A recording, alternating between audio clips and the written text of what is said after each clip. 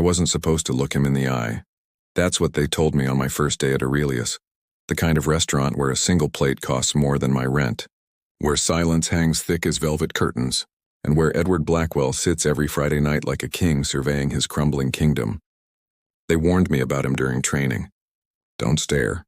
Don't speak unless spoken to. And for God's sake, Maya, don't smile. He fired the last girl for smiling.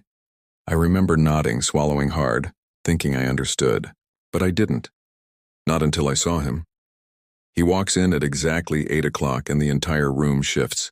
Conversations dim. Silverware stops clinking. Even the chandeliers seem to hold their breath. He's tall, brutally handsome in that carved-from-stone way that makes you forget to breathe, wearing a suit that probably cost more than my car. But it's his eyes that gut me. Cold, gray, empty. Like he's already decided the world isn't worth his time. Behind him, she glides. His wife, Vanessa Blackwell. Blonde, elegant, dripping in diamonds that catch the light like tiny trapped stars. She's perfect. Too perfect. The kind of perfect that makes my skin crawl. I'm assigned to their table. My hands shake as I approach, menu pressed against my chest like a shield.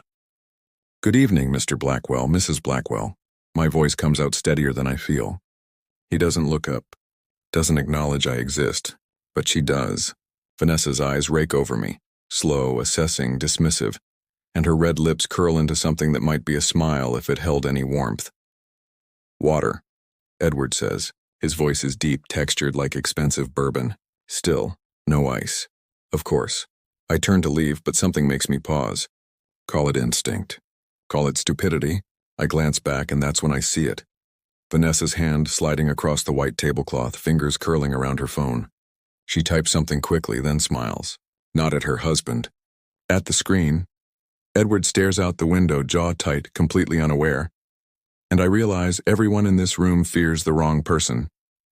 The night unfolds in practiced choreography. I bring water, wine, appetizers that look like art. Edward speaks maybe 10 words total. Vanessa laughs, bright, hollow sounds that echo wrong. And every 15 minutes she checks her phone. Every 15 minutes. I'm clearing their entree plates when I see him. A man across the restaurant, late 40s, silver-streaked hair, watching their table with an intensity that makes my stomach drop. He's nursing a scotch, hasn't touched his food, and his eyes, they're locked on Vanessa, she knows. God, she knows he's there. I catch the subtle tilt of her head, the way her fingers brush her collarbone. It's a signal. I've seen enough bad relationships to recognize the language of secrets. More wine? I ask, voice carefully neutral. Edward's eyes finally meet mine. For one breathless second, the world narrows to that gray gaze. And I see something flicker there, exhaustion maybe, loneliness, then it's gone. Shuttered behind ice again. No. But Vanessa leans forward, all sugar and poison. Actually, yes. The Chateau Margaux. She's testing me, I realize, seeing if I'll fumble, if I'll give her a reason to complain. I don't. When I return with the bottle, Vanessa has excused herself to the restroom. Edward sits alone, one hand curled around his water glass, staring at nothing. He looks smaller somehow. Human, sir, I hear myself say. My heart hammers.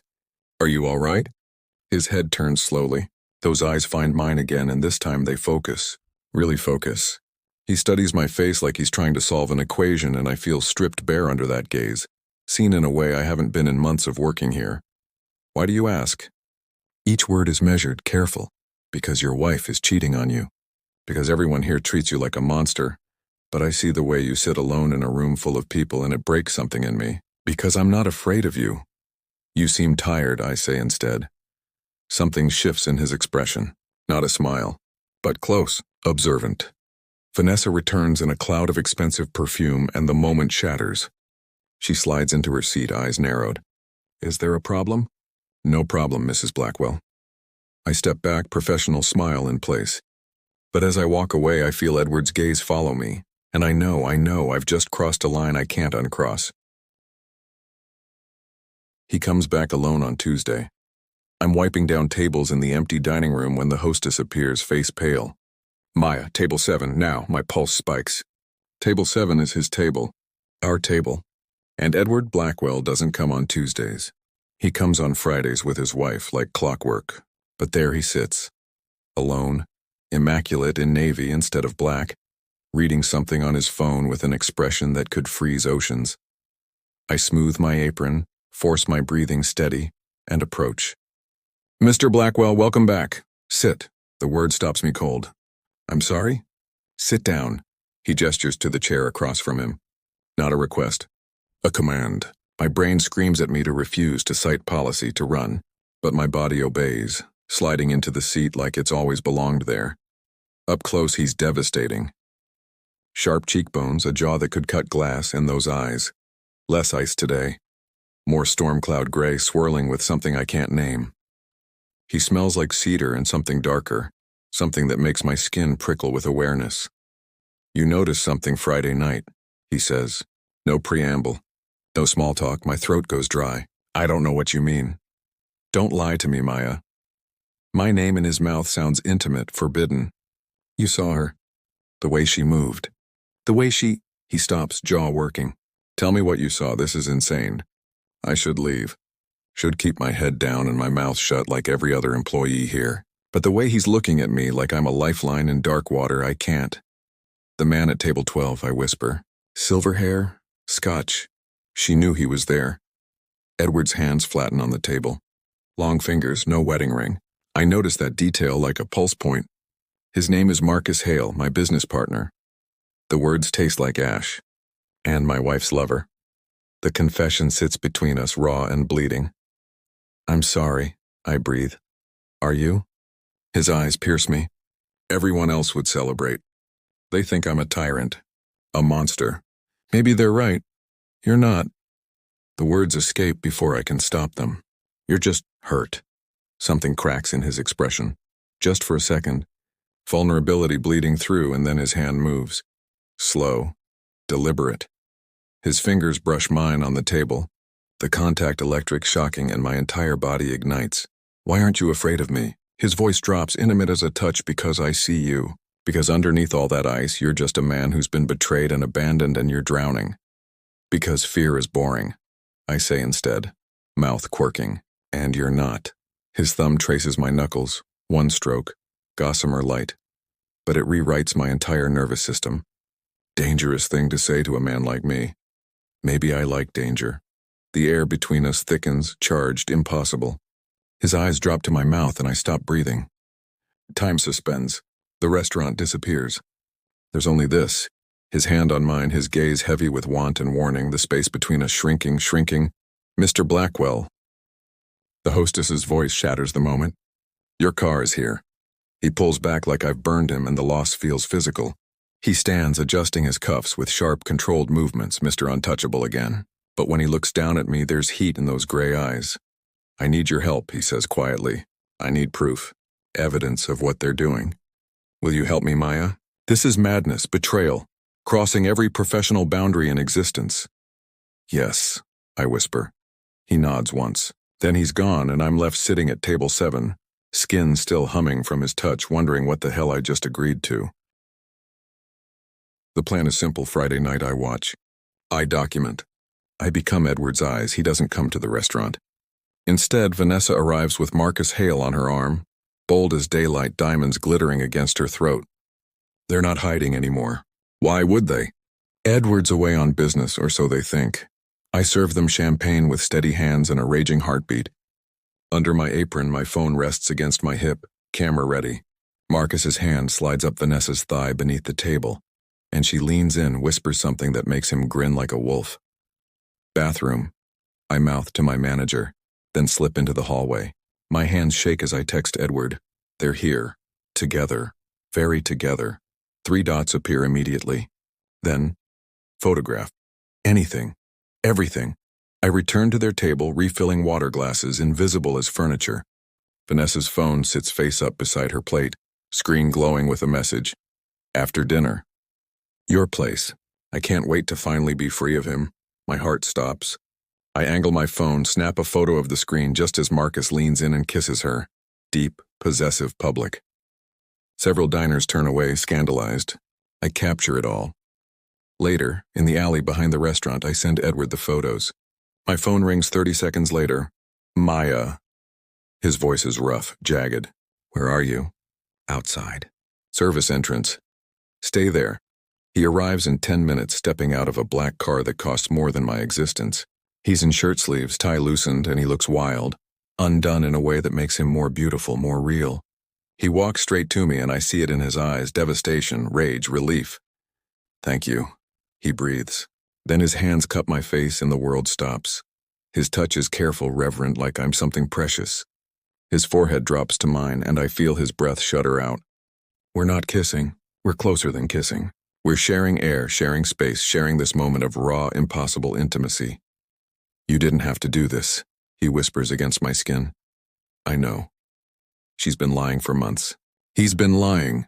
Everyone knew except me. You know now. His thumb brushes my cheekbone and my eyes close. You could lose your job. I could ruin you for this. Then ruin me. He pulls back just enough to look at me, eyes blazing. Maya, I interrupt. Don't tell me this is wrong. Don't tell me you're too old, too rich, too damaged.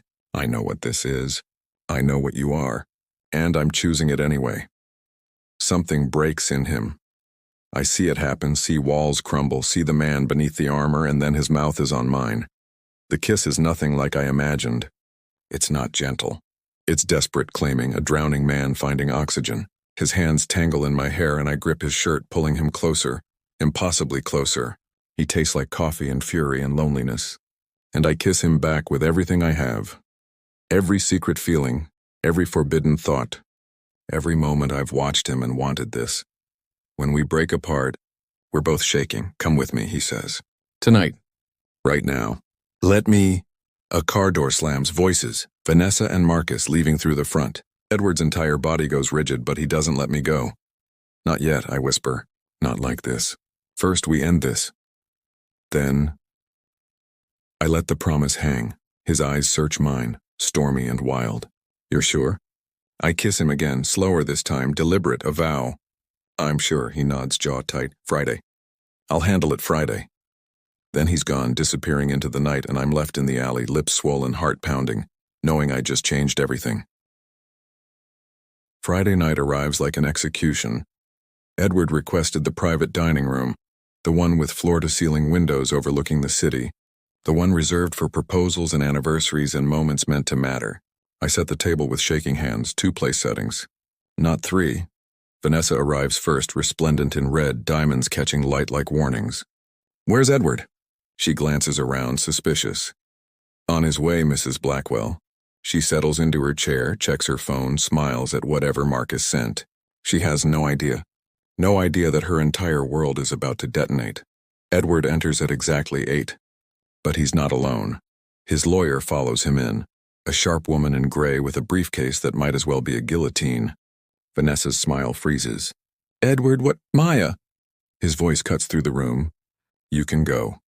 But I don't. I can't. I stand by the wall watching as he sits across from his wife and slides a folder across the table. Photographs, he says quietly. Text messages. Bank transfers. Hotel receipts. Shall I continue? Vanessa's face drains of color. You had me followed? No. His eyes find mine just for a heartbeat. Someone who cares more than you ever did simply paid attention. This is ridiculous. Marcus Hale. Edward's voice could frost glass. My business partner, my friend. In my bed with my wife, planning to destroy my company and take everything I've built. He leans forward, and there's murder in his eyes. Did you really think I wouldn't find out? The room crackles with tension. Vanessa's mask slips, and beneath it is something ugly, calculating. You were never there, Edward. Always working, always cold, always choosing your empire over me. So you chose to betray me? His fist slams the table and I flinch. You could have left, filed for divorce. But instead you plotted with him to ruin me, to take my company, to destroy everything. Because you deserved it, Vanessa screams, standing, trembling with rage. You're a monster. Everyone knows it. You fire people for breathing wrong. You freeze out everyone who tries to care about you. You're impossible. Then why did you stay? The question comes out broken, raw. Why stay married to a monster? Money, she spits. What else? You think I loved you? You think anyone could love someone like you? The words land like bullets. Edward goes very still, and I see it. The wound, deep and old, ripped open fresh. He believes her. God, he believes he's unlovable. No. My voice shatters the moment. Both of them turn to stare at me, and I step forward, heart hammering, past the point of professional boundaries, past caring. That's not true, I say, looking only at Edward. You're not a monster. You're careful with your trust because people like her abuse it. You're demanding because you care about excellence. You're alone because you've been surrounded by liars. I move closer, aware of Vanessa's shock, the lawyer's interest, aware only of him. And you're not unlovable. You're not. Edward stares at me like I've spoken a language he forgot existed. Vanessa laughs, sharp, cruel. Oh my God, the waitress? Really, Edward? How pathetic. Get out. His voice is lava quiet. Sign the papers. Take your settlement, and never speak to me again. You'll regret this, and the only thing I regret, he says, standing, towering, magnificent in his fury, is wasting years on someone incapable of seeing anything beyond herself. He gestures to the lawyer. Escort Mrs. Blackwell out now. Vanessa leaves in a storm of rage and threats, but they sound hollow, powerless. The door closes. Silence fills the room like water. Then Edward turns to me. Maya. My name sounds like a prayer. What you just did was true, I finish. Every word. He closes the distance between us in 3 strides, hands framing my face, eyes burning. I could ruin your life. I'm vindictive, controlling, impossible. Everything she said, I don't care. I'm 20 years older than you. I don't care. His forehead drops to mine. I don't know how to do this. How to be soft, open. I don't know if I'm even capable. Then let me teach you, I whisper, and he kisses me like I'm salvation. We don't make it out of the restaurant.